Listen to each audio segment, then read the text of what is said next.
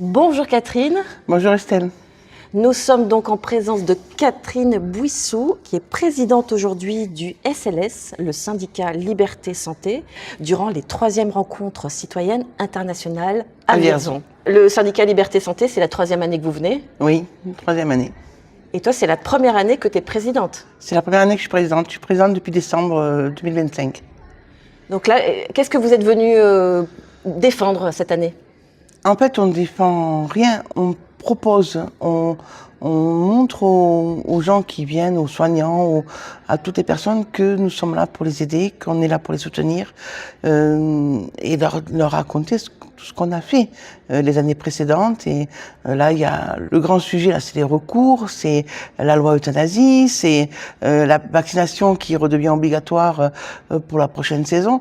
Donc, il y a beaucoup de questions de gens qui cherchent des réponses ou des portes de sortie pour pouvoir trouver ce qui va le mieux pour eux. Donc, nous, on est là pour les accompagner. Alors, quelle est votre position sur l'obligation vaccinale de la grippe ? Alors, sur l'obligation vaccinale, notre position est la même depuis le début. C'est consentement libre et éclairé. On n'est pas des cobayes. Personne. Ni les soignants, ni les patients. Il faut que l'on sache exactement ce qu'on nous propose comme vaccin, ce qu'il y a dans le vaccin, quels sont les risques à faire un vaccin ou pas, quelles sont les chances qui peuvent être amenées par ce vaccin. On n'est pas contre, mais on veut qu'on soit clair, net et qui est responsable. En cas de problème, qui est responsable. Donc si ces règles-là sont bien claires, déterminées, il n'y a pas de problème. On veut juste que la loi soit appliquée. C'est M. Kouchner qui avait fait cette loi sur le consentement libre et éclairé. Donc voilà, il faut appliquer les lois. Et où est-ce que ça en est, l'obligation vaccinale de la grippe ? Elle est en cours là ? Alors l'obligation vaccinale de la grippe, elle sera en cours pour la saison prochaine, parce que là c'est trop tard. Pour mettre la vaccination obligatoire. Ce qui nous pose problème, nous, c'est que dans les textes, ils ont marqué on devra faire les vaccins qu'ils ont listés, qui seront obligatoires. Bon, très bien. Mais si le vaccin n'est pas libre en monovalent, on devra prendre les bivalents. C'est-à-dire qu'ils peuvent mettre 2 vaccins dans un seul vaccin. Imaginons, et ce qui est fort probable, puisque Moderna et Pfizer ont déjà déposé des brevets dans ce sens, qu'ils mettent la grippe et le Covid dans un seul et même vaccin. Donc là, on se retrouve avec un dilemme important, puisque nous, sur les traitements à ARN messager, on n'est pas d'accord. On n'est pas d'accord. Les bilans n'ont pas été faits comme ils auraient dû être faits. Il y a beaucoup d'effets secondaires.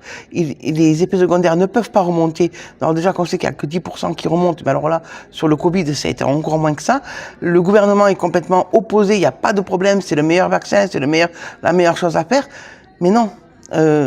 Donc là, on ne serait pas d'accord sur le problème de la bivalence d'un traitement.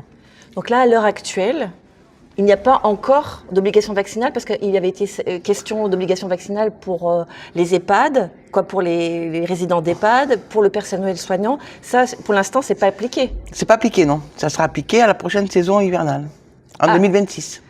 2026-2027 ? Voilà.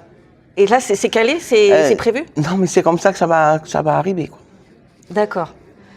Est-ce qu'il y a encore moyen d'empêcher les choses, ou est-ce que ça a été validé au niveau de la loi ? Non, il y a encore moyen, il y a toujours moyen, de lutter. Il faut juste trouver. Il n'y a pas de problème en fait. Il n'y a que des solutions qu'on n'a pas encore trouvées. Et il faut qu'on travaille là-dessus. Donc on continue parce qu'il y a eu des tas de choses qui avancent tous les jours. Il y a des choses qui avancent. C'est le prescripteur et l'injecteur qui sont responsables. Ça a été voté, ça a été décidé à la Cour européenne. Donc ce sont des éléments sur lesquels il faut absolument qu'on s'appuie. Il faut qu'on travaille là-dessus. Il faut qu'on soit prêt. Et on a l'été, le printemps et l'été, pour être prêt à l'automne prochain, d'avoir des arguments, d'avoir des documents à présenter aux soignants et à ceux éventuellement qui voudraient pas se faire vacciner, pour pouvoir te défendre. Il faut arrêter de courir après, d'être toujours dans l'urgence. Il faut qu'on arrive à travailler en amont et être prêt au moment où ça arrive. Et là, est-ce que vous travaillez avec d'autres syndicats ou Non. Non, non. Un peu comme les syndicats d'agriculteurs. Alors, il y en a qu'un qui va s'opposer à l'obligation vaccinale contre la DNC et tous les autres qui sont pour. Voilà, les autres syndicats, quand on a eu le problème de la vaccination Covid, on les a appelés. Hein. Moi, la première, en étant suspendue, j'ai appelé les autres syndicats. Ça a été, ben non, fais-toi piquer, quoi. C'est rien, c'est une piqûre. Oui, ok. Mais il n'y a pas de communication possible avec eux. Ils veulent pas? Non, ils sont pas du tout. Pour eux, c'est une loi, c'est rien, c'est une injection. Il faut la faire. Nous, le SLS, on a la particularité d'être un syndicat autonome, libre. On n'a aucun lien avec l'État. On n'a aucune subvention de l'État. Alors c'est dur parce qu'on est tous des bénévoles, mais on refuse d'avoir un lien de subordination ou d'intérêt ou financier avec l'État qui nous obligerait d'une façon ou d'une autre à amender dans leur sens. Il n'en est pas question. Contrairement aux autres, alors? Contrairement aux autres. Ah, je ne savais pas que l'État pouvait financer des syndicats. Mais c'est l'État, tous les syndicats sont financés en fonction des résultats des élections professionnelles. Ils sont financés, c'est des sommes faramineuses. D'accord. Alors j'ai vu que tu avais sorti aussi un communiqué sur l'euthanasie. Alors c'est pas le même sujet. Non. Mais est-ce que tu peux nous en dire quelques mots? Alors, c'est la loi sur l'euthanasie. La loi telle qu'elle est présentée, là, donc elle avait été votée à l'Assemblée nationale, elle est passée au Sénat, le Sénat l'avait détricotée, puis finalement, par circonstances politiques, la loi repart à l'Assemblée nationale. Parce qu'on tient à préciser que là, aujourd'hui, nous sommes le 31 janvier. Oui. 2026, et que quand la vidéo va sortir, peut-être qu'il y aura eu encore des changements. Il y aura peut-être, tout à fait. Donc, et donc la loi, qu'on pensait que le Sénat avait pu complètement détricoter et annuler, non, elle est représentée à l'Assemblée nationale, donc c'est encore une épée de Damoclès. Moi, j'étais infirmière de soins palliatifs pendant 13 ans. Les soins palliatifs, c'est pas juste un mot sur le papier, c'est un soin. La loi qui veulent faire voter d'euthanasie, faire mourir quelqu'un en 48 heures, c'est pas du soin. Les soins palliatifs sont obligatoires en France. On est censé avoir partout, pour tout le monde, une possibilité de rentrer en soins palliatifs. Il y a 26 départements en France qui ne possèdent pas d'unités de soins palliatifs. 26 départements. Les unités de soins palliatifs, alors moi je suis du Tarn. Dans le Tarn, on a une unité de soins palliatifs qui comporte 10 lits. Et sur ces 10 lits, on prend tous les... C'est pas possible. Tu veux dire qu'il y a un seul hôpital où il y a une unité de soins palliatifs dans le Tarn? Oui, un seul. Une unité de soins palliatifs. Après, il y a des lits identifiés soins palliatifs qui sont répartis dans tel ou tel service, dans tel ou tel hôpital, mais ce ne sont pas des unités de soins palliatifs.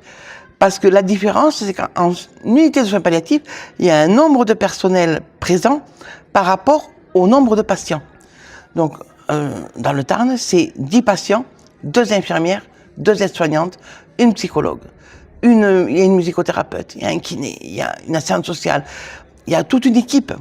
Quand on a un lit identifié soins palliatifs dans un hôpital, dans un autre service, dans une autre clinique, n'importe, on dit oui, vous avez 1 ou 2 lits soins palliatifs qui vous sont accordés, donc ils ont un budget financier supplémentaire. Mais comment dire qu'on va attribuer un personnel supplémentaire pour ces 2 lits-là? C'est pas gérable. C'est pas gérable. Avant que l'unité de soins palliatifs des Tournesols ouvre dans le Tarn, on avait des lits identifiés. On n'avait pas du tout la même quantité de personnel, on n'avait pas du tout les mêmes possibilités de travailler. C'était pas du tout la même chose.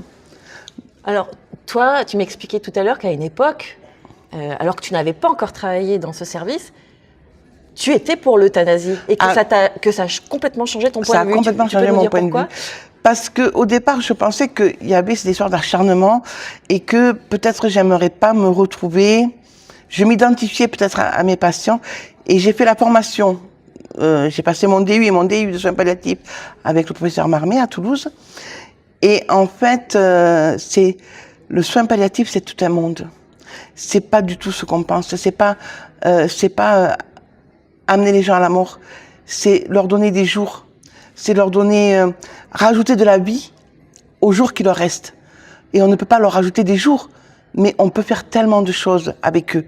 Avec eux, pas pour eux, pas à la place, mais avec eux, les accompagner dans ce qu'ils ne peuvent plus faire eux-mêmes, mais qu'ils ont envie de faire. Et en soins palliatifs, dans l'unité de soins palliatifs, la première chose qu'on demande à un patient qui arrive ou à une famille qui arrive, c'est quel est votre projet ? Parce qu'en fait, on a un projet en soins palliatifs. Mon projet, ça peut être, moi, je veux mourir ici, je veux pas mourir dans ma maison. Mon projet, ça peut être, j'ai des enfants, je veux plus souffrir, je veux pas qu'on me voie comme ça, je veux pas qu'on me voie me dégrader. Et on travaille avec eux leur projet, le projet qu'ils ont. Est-ce qu'à l'issue du temps passé en soins palliatifs, ils vont rentrer chez eux? Est-ce que c'est possible? Est-ce qu'ils ont les accompagnements nécessaires? Est-ce qu'ils préfèrent rentrer dans une autre structure? Et tout ça, ça se travaille avec toute l'équipe, avec le patient et avec la famille. Donc les soins palliatifs, pour une infirmière, j'ai trouvé que c'était le soin le plus puissant. On n'est pas là pour sauver le monde. On est là pour les soulager. On est là pour les accompagner. Pas pour faire à leur place. Vous avez une jambe cassée, vous restez au bloc, on vous répare la jambe. Et puis, dans 2 mois, 3 mois, vous marchez très bien. Là, non, on décide de rien. C'est eux qui décident. Vous accompagnez jusqu'à la fin. Et nous, on les accompagne jusqu'à la fin. Est-ce que tu as l'impression que finalement, on propose l'euthanasie parce qu'on manque de moyens pour créer des structures qui seraient à même d'accompagner au mieux les personnes en fin de vie? Et ta solution, ce serait plutôt de créer des unités de soins palliatifs que de favoriser l'euthanasie? Ou est-ce que les deux pourraient être compatibles sous certaines conditions? Alors, c'est très compliqué parce que pour se positionner pour ou contre l'euthanasie, il faut savoir de quoi on parle. En fait, on parle de la mort. La mort, on signe tous. À la naissance, on sait qu'on va mourir. Mais on a caché la mort pendant des décennies, comme si on était toute puissance, comme si on pouvait tout faire. Mais non, on va mourir, on va tous mourir.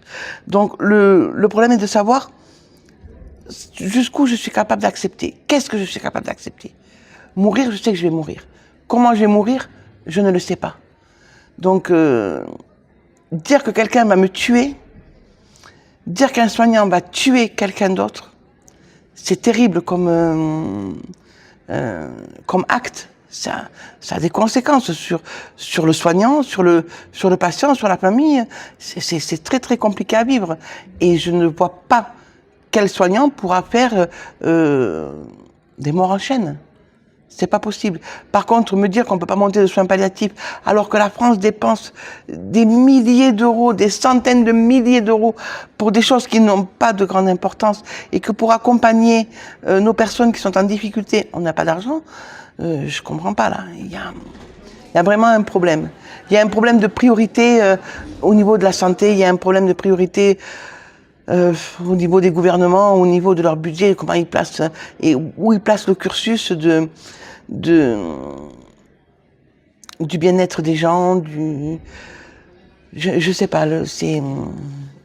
Peut-être est-ce qu'il y aurait quelque chose peut-être à co-créer par rapport à ces fins de vie, justement? Est-ce que l'euthanasie pourrait être possible sous certaines conditions, à condition que le patient le veuille bien, qu'il y ait un certain délai respecté, que le soignant également le veuille bien aussi, c'est-à-dire qu'il y ait vraiment des personnes qui soient pour ça et qui le fassent vraiment avec le cœur, pour pas être, comme tu le sous-entendais tout à l'heure, traumatisé peut-être de faire ça.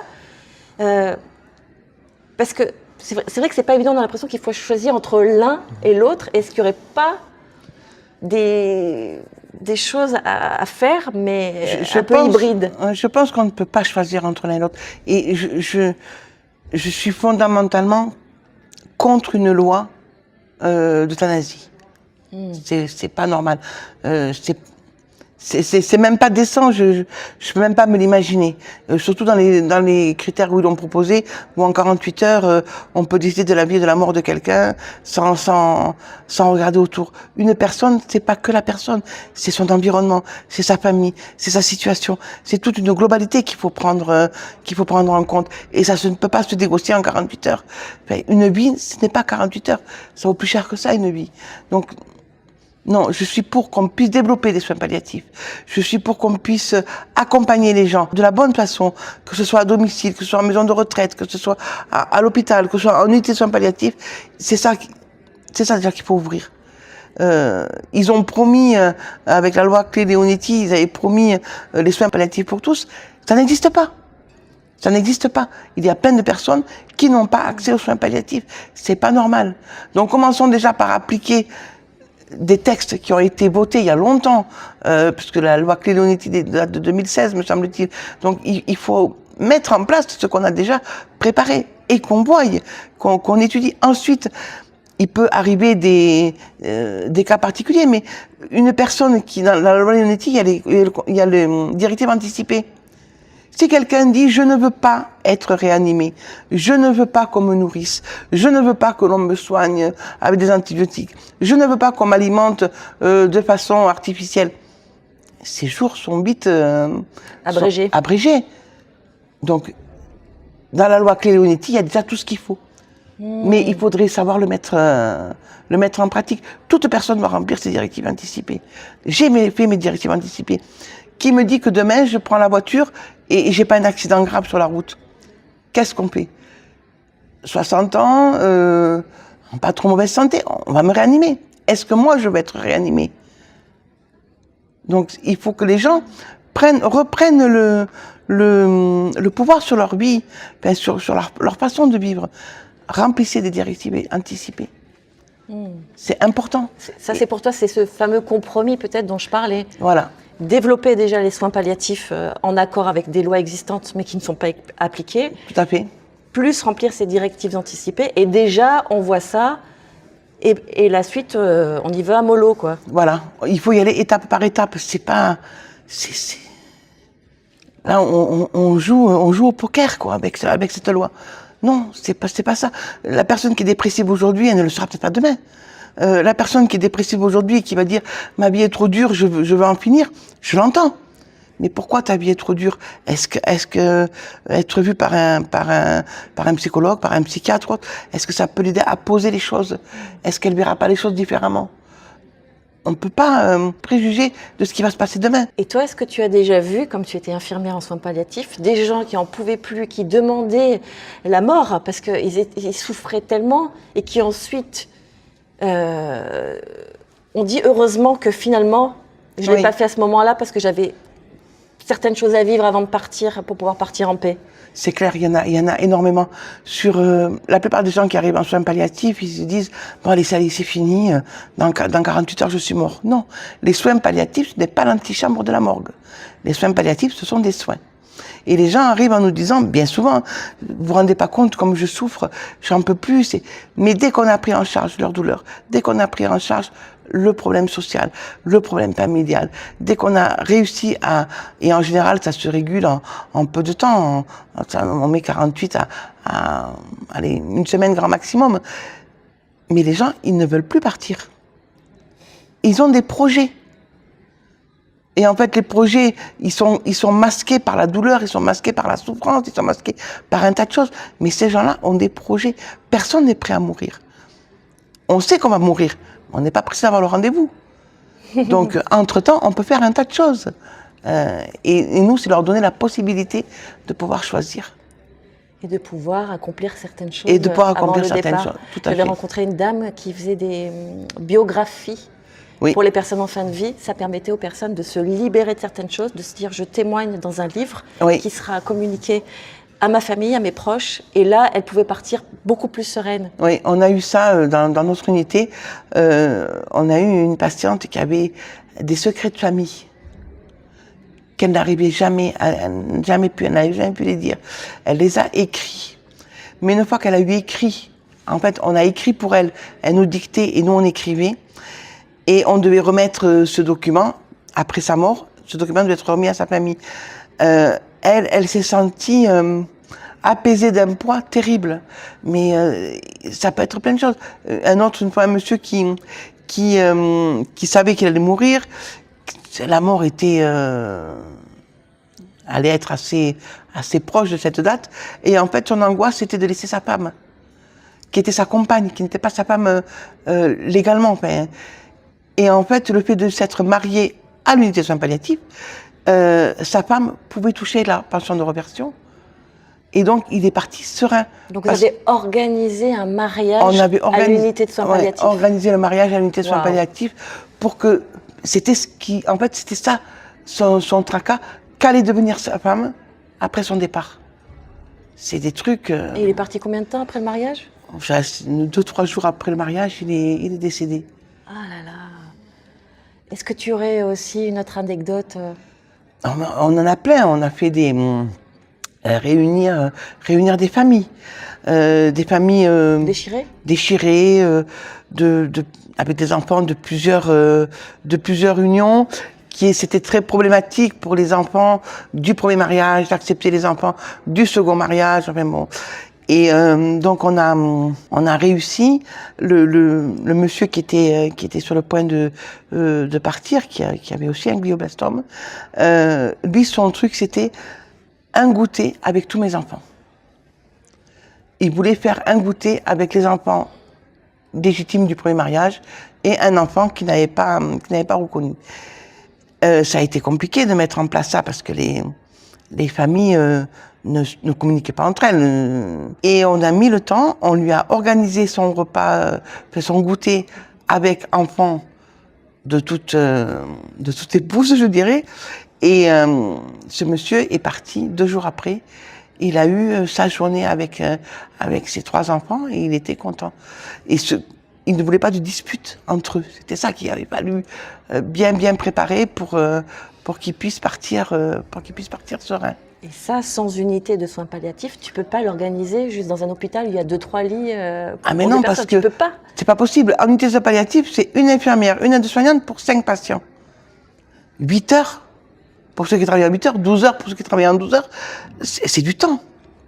C'est du temps de préparation, c'est du temps de discussion avec le patient, c'est prendre le temps de rentrer dans la chambre, c'est pas rentrer pour donner un traitement ou pour prendre une tension, c'est rentrer dans une chambre, s'asseoir et discuter.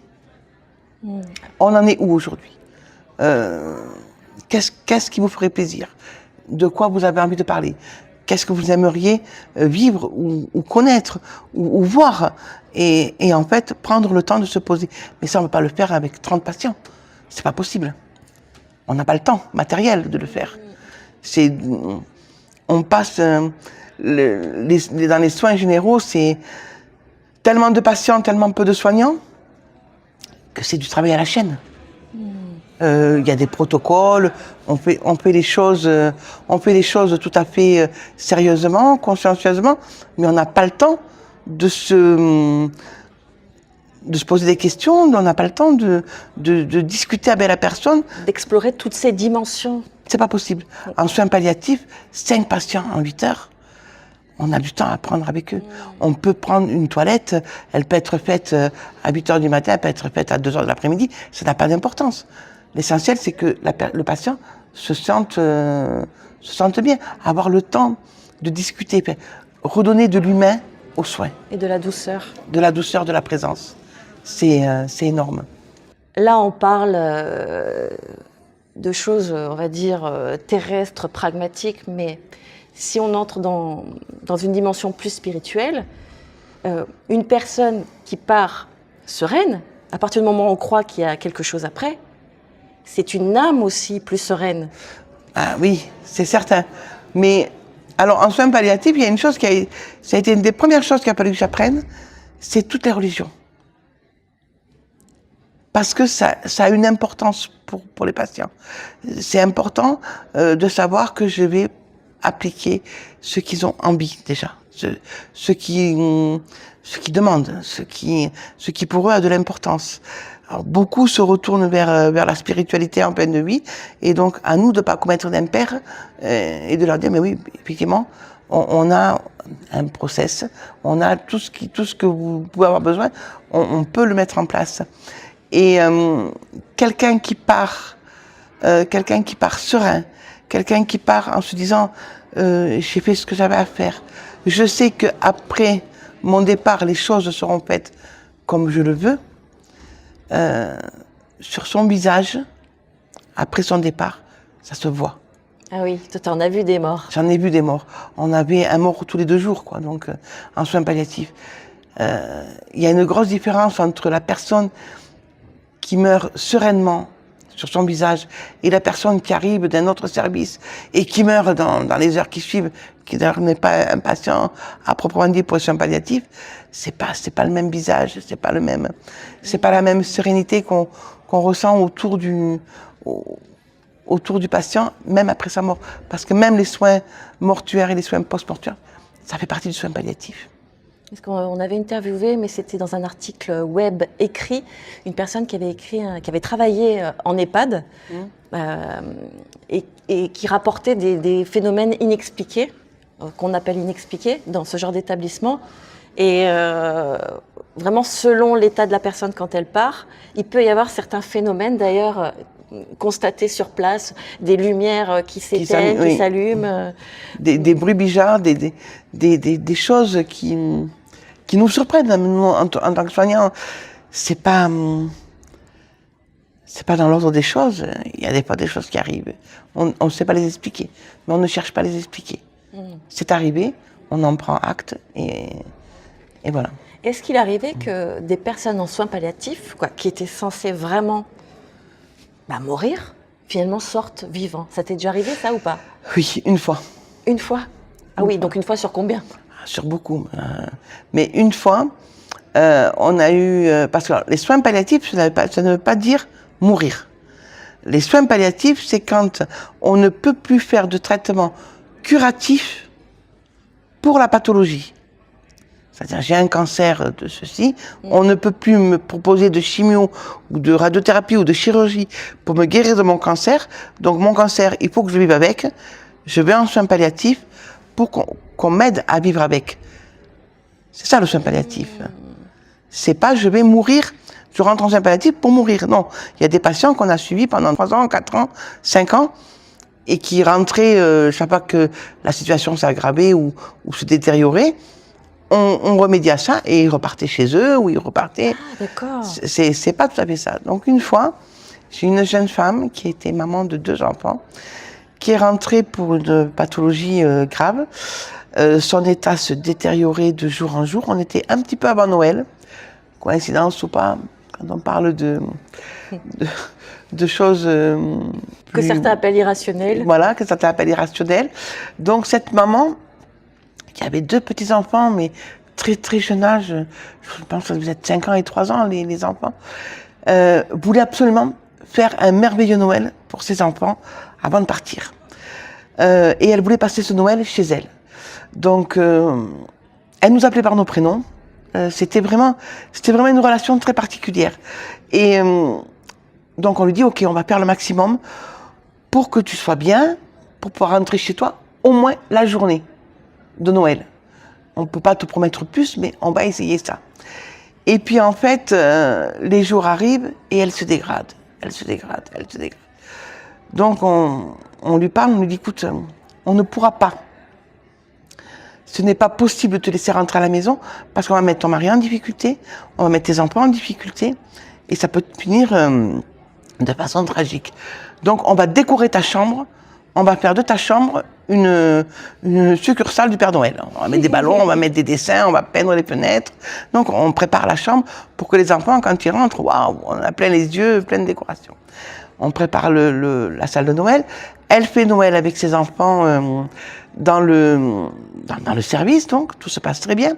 Et le lendemain, l'oncologue qui l'a suivi dit, je sais pas, mais je sens qu'on peut essayer, il y avait un protocole à laisser, on peut l'essayer sur elle, ça peut peut-être répondre. Alors qu'elle était pour nous condamnée, elle devait mourir dans les jours qui suivaient. On lui propose, elle accepte, elle fait le protocole. 1 mois après, elle est revenue nous voir, alors qu'elle ne marchait plus, qu'elle ne pouvait plus rien faire, avec des béquilles, en marchant, en nous disant, je revis, je suis en train de guérir. Alors, et elle a guéri? Je ne sais pas, parce que je ne l'ai pas suivie après, puisqu'elle elle n'est pas revenue en soins palliatifs, en tout cas. Donc, je peux espérer qu'elle est guérie. Si c'était pas son heure, c'était pas son heure. Mais elle est repartie bien. En tout cas, il y a pu y avoir, dans certains cas, des prolongements de vie pendant plusieurs années. Plusieurs années, tout à fait. Alors que si une personne avait pu choisir au départ l'euthanasie, aussi bien elle l'aurait faite cette euthanasie. Et elle n'aurait pas pu vivre ces 3 ou 4 Non. dernières années. Non. Avec des hauts et des bas, certainement, mais... Mais comme tout le monde, on a tous des hauts et des bas. Donc, Là, on a interviewé quelqu'un qui s'appelle Romuald de Le Terrier et qui nous parlait de l'exemple de personnes qui étaient en EHPAD et qui voulaient absolument voir l'an 2000. C'était l'un de leurs projets. Et donc, ils tenaient jusqu'à l'an 2000.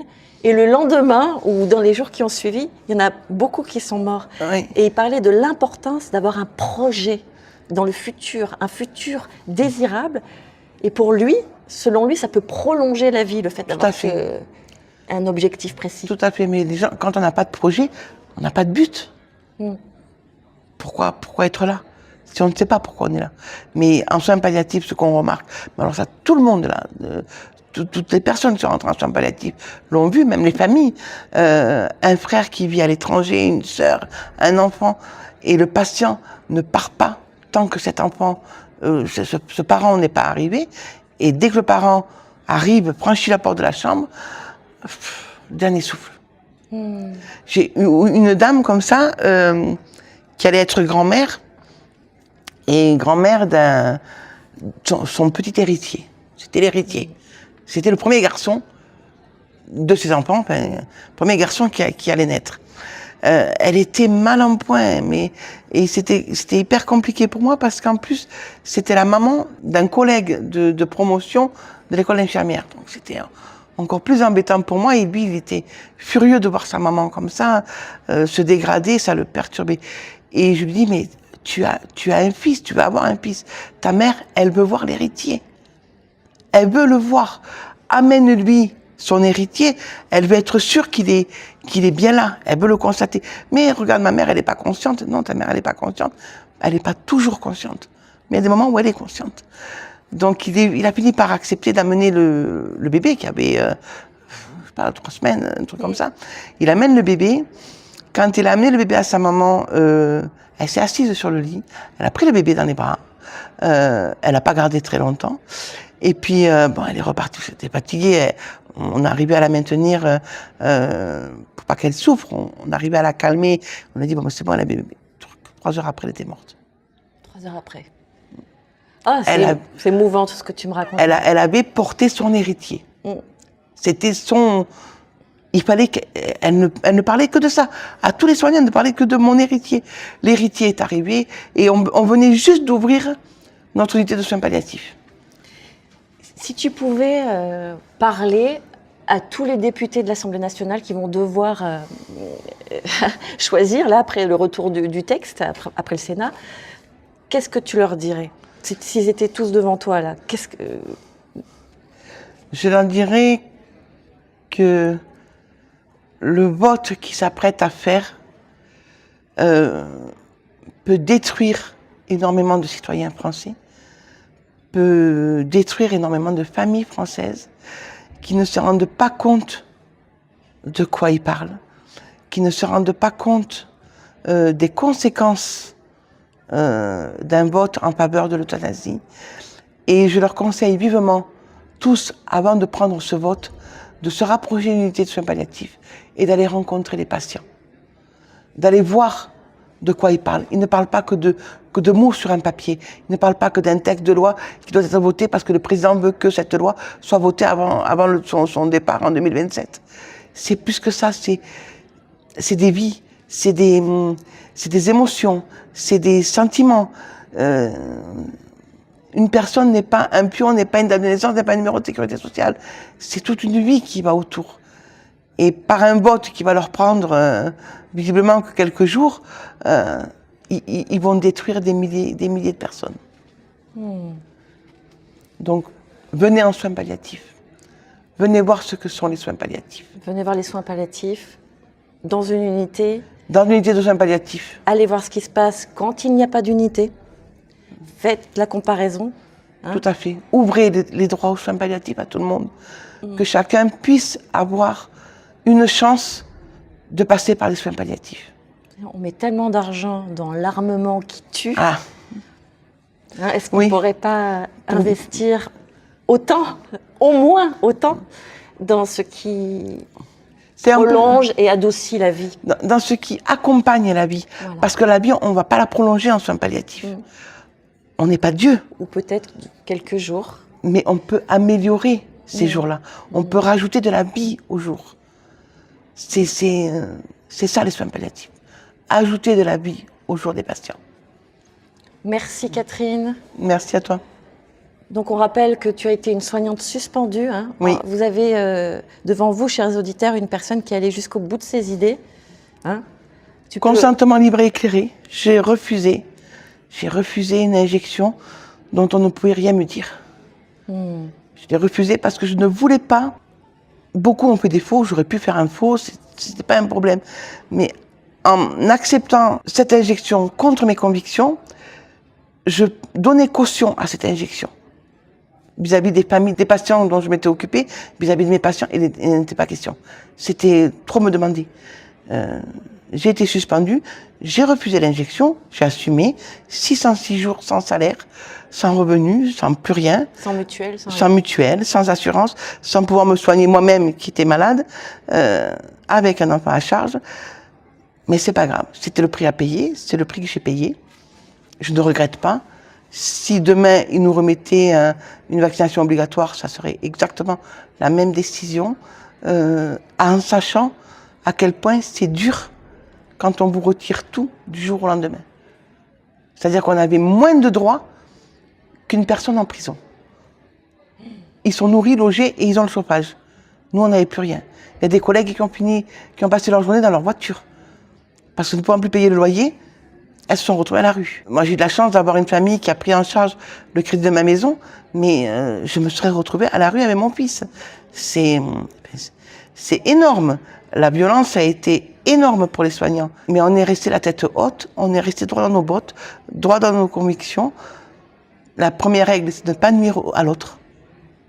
Et on n'a nuit à personne. Merci beaucoup Catherine. Merci à toi. Chers auditeurs, nous vous rappelons que le magazine Nexus est un magazine papier et que seuls vos lecteurs nous permettaient de vous proposer du contenu en accès libre comme celui que vous venez de visionner. À bientôt.